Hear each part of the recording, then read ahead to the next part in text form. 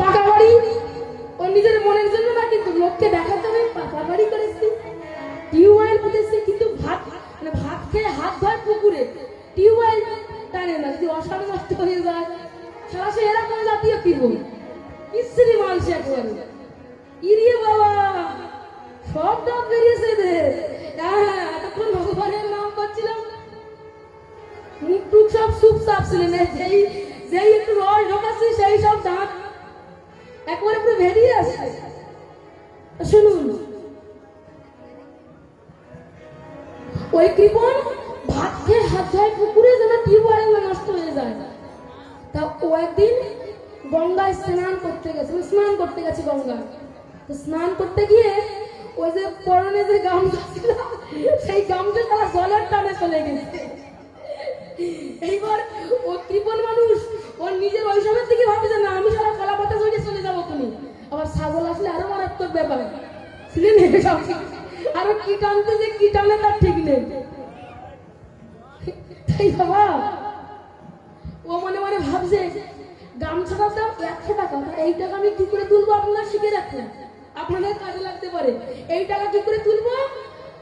মাসে মাসে চুল দাড়ি কাটতে 50 টাকা করে লাগে, তাহলে আমি 2 মাস চুল কাটবো না, 50 টাকা উঠে গেল। 2 মাস গেছে, চুল বড় হয়েছে, দাড়ি একটু হয়েছে। এইবার ও গামছা কিনে আবার একদিন গঙ্গা স্নান করতে গেছে। এবার ওই নদীতে প্রকৃত বৈষ্ণব গোসাই সেও স্নান করছে, তারও বড় বড় দাড়ি আছে। এবার এই গামছা হারানো কৃপণ এই শালা মনে মনে ভাবছে আমার 2 মাস গামছা হারিয়েছে, আমার চুল দাড়ি না কেটে কেটে এতটুকু, ওর শালা এত বড় দাড়ি, তাহলে ওর নিশ্চয়ই কম হারিয়েছে। কেন বলবে না বাবা, আমার 2 মাস রেখে এইটুকু, আর ওর এত বড়, তাহলে ওর নিশ্চয়ই কম্বল হারিয়েছে। ওর কাছে কি বলছে, ও মশাই আপনার কি কম্বল হারিয়েছে? কেন? আরে আমার 2 মাস গামছা হারিয়েছে, তাই এতটুকু দাঁড়িয়ে, আর আপনার এত বড় নিশ্চয়ই কম্বল হারিয়েছে। ও বাড়ি গেছে যাহাই করে। ওর বউ তখন বলছে শোনো, জীবনে তো একবার সাধুগুরু বৈষ্ণবের সেবা দাওনি, ভক্তের সেবা দাওনি, তা একবারে জন্মগ্রহণ করেছে যখন 84 লক্ষ জনী ভ্রমণ করে করে একবার কুকুরের মতন পৃথিবী থেকে যেও না, অন্তত গঙ্গায় গিয়ে স্নান করে আসো। ও শালা এবার শুনে শুনে হিসাব বানাচ্ছে, আমার বাড়ি থেকে গঙ্গা যেতে 30 টাকা করে নেন, 60 আমি দেবো না 60 টাকা নেবে। আবার পরক্ষণে মনে মনে ভাবছে না যাই, বউ নালে আবার মারবে, ঢিপ ঢিপ করে মারবে শুয়ারের মতন। তাই ও ভেবে কি করছে জানেন, ও আস্তে আস্তে বেরিয়েছে ঘরের বাইরে। এইবার ও মনে মনে ভাবছে আমি সারা যখন হেঁটে যাবো তা আমার বাড়িতে একটা ধাড়ি ছাগল আছে, ওইটারে আমি নিয়ে যাবো। কেন? আমি হাঁটতে হাঁটতে যাবো, ও শালা ধাড়ি ঘাস খেতে খেতে যাবে, তাহলে ওরও কাজ হবে আমারও কাজ হবে। ও শালা ধাড়ি চলে ডাকতে ডাকতে যায় আর ইয়েও যায়, যা হোক করে গঙ্গায় পৌঁছেছে। ও গঙ্গায় গিয়ে দেখছে যারা গঙ্গায় স্নান করছে তাদের ভাগ ভঙ্গিমা কি, ও দেখছে যারা গঙ্গায় স্নান করছে তারা উঠে আসছে আর এক একটা পান্ডা 501 টাকা করে নিচ্ছে। সর্বনাশ, আমি কিনা এত দূরের রাস্তা 60 টাকার জন্য হেঁটে হেঁটে এলাম, আর আমি ওই স্নান করে উঠে 501 টাকা দিতে হবে? আমি স্নান করবো না, আমি সেটা ধাড়ি ছাগল নিয়ে বাড়ি যাবো। আবার পরক্ষণে মনে মনে ভাবছেন না এত দূর এসেছি যখন আবার বাড়ি এক্ষুনি ফিরত যাবে না, তা কি কাজ করছে, ও খুঁজে খুঁজে খুঁজে খুঁজে একটা ফাঁকা মাঠ, একটা ফাঁকা ঘাট খুঁজে পেয়েছে। কোথায় না শ্মশান ঘাটে গিয়ে খুঁজে পেয়েছে। ও কৃপণ মানুষ, ও স্নান করতে নেমেছে শ্মশান ঘাট থেকে গঙ্গায় নেমেছে। মনে শুনুন কথা নাই। তাইবার যখন নেমেছে ভগবান আমার মনে মনে ভাবছে তোর পিছনে আমি একটু লাগবো, তোর পিছনে একটু কাঠি করবো। তা ভগবান বিষ্ণু তখন কি করেছে জানেন, রেডিমেড পান্ডা রূপ ধারণ করেছে।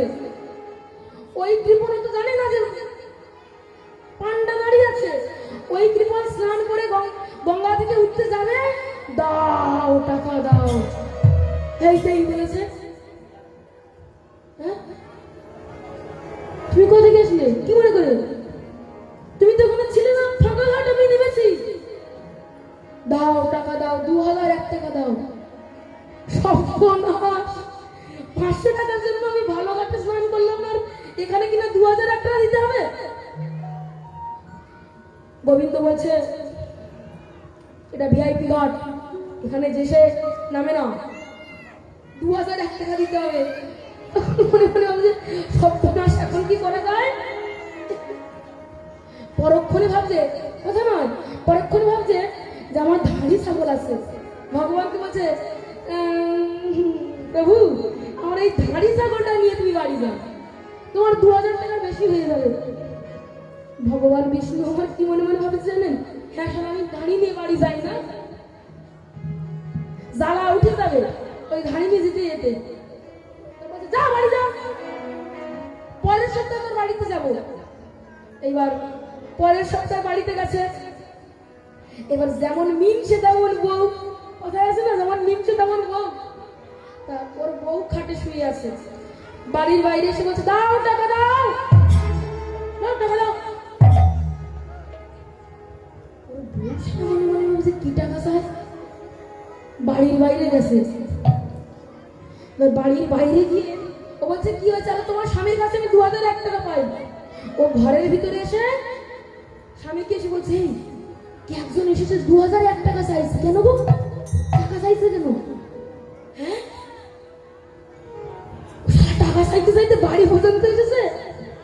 তুই এক কাজ কর, তুই একটু ওর কাছে গিয়ে বলবি স্বামীর শরীর খারাপ, বিছানায় পায়খানা করছে, জল হয়ে গেছে পায়খানা, একটু অভিনয় করে বলবে। এবার ও মাথায় আস্তে আস্তে একটু ঘন্টা দিয়েছে, দিয়ে আসাক্ষী ঠাকুরের চরণে গিয়ে বলছে ঠাকুর মশাই আমার স্বামী বিছানায় পায়খানা করছে, বিছানায় শরীর খারাপ, ঠাকুর মশাই।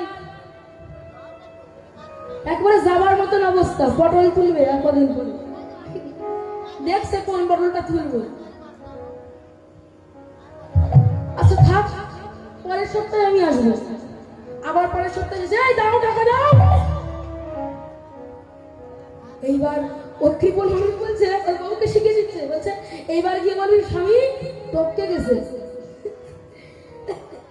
এইবারও মানে একটু সিঁদুরটাকে ঠেলা মেরে নিয়েছে, ঠেলা মানে কালা মানে নিয়েছে, মাথা চুল টুল ফুলে ফুলে নিয়ে আসারকে ঠাকুরের চরণে গিয়ে বলছে ঠাকুর মশাই আমার সব শেষ হয়ে গেল, ঠাকুর মশাই আমার সব হয়ে। কেন মা, কি হয়েছে, কাঁদছিস কেন? ঠাকুর মশাই আমার সব মরে গেছে রে। হ্যাঁ, সারা 2000 টাকা চিন্তা করতে করতে মরেই গেল। এবার কি বলছে দেখুন মায়েরা, ও বলছে থাক, ও যখন মরেই গেছে তা আমি এসেছি যখন পুড়িয়ে তবে যাবো। এবার ও তো মরেনি, ও সারা চুপচাপ পড়ে আছে মরে, আসলে কিন্তু মরেনি, ভাঙ চলছে। গোবিন্দ সব বুঝতে পারছে, চুপচাপ মরে পড়ে আছে। বাসার মানে লোকজনকে, পাড়ার লোকজনকে ডেকে বাসার খাঁচা তৈরি করেছে, আর কোনো দড়ি পায়নি, গরু দেখতে পেয়ে গরুর দড়ি দিয়ে শালাকে বেঁধেছে। এবার বেঁধে বেঁধে বলা হরি বলে নিয়ে যাচ্ছে, তাও চুপচাপ মরে শুয়ে আছে। 2000 টাকা কিনব না, ওকে বলা হরি বলে শ্মশানে নিয়ে যাবে বলে কাঁধে তুলেছে, তাও শালা মরিয়ে আছে। সীতা শেষে তাও শালা মরিয়ে আছে, চুপচাপ মরে পড়ে আছে। এইবার সীতায় আগুন দিতে যাবে, এমন সময় সবাই বলছে আমি কি ওর কানে একটু হরি নাম দিয়ে আসি। আর ওর কানের কাছে গিয়ে বলছে এই শালা কি চাস রে, তোর এই ঢং দেওয়ার কারণ কি? ও তখন বলছে ঠাকুর মশাই আমার 2000 টাকা ক্ষমা করে দেন। 2000 টাকা কৃপণে, তাহলে এই জাতীয় কৃপণ যারা ওই দুখানা করে নকুল দ্বারা ঠেকায় তারা, বুঝলেন? তো এইসব চিটিংবাজি ভক্তির দরকার নেই। ভগবানকে নয়নের জল দিয়ে ডাকো, একটা তুলসী পাতা দিয়ে দেখবে ভগবান সেবা তোমার হয়ে গেছে। বলে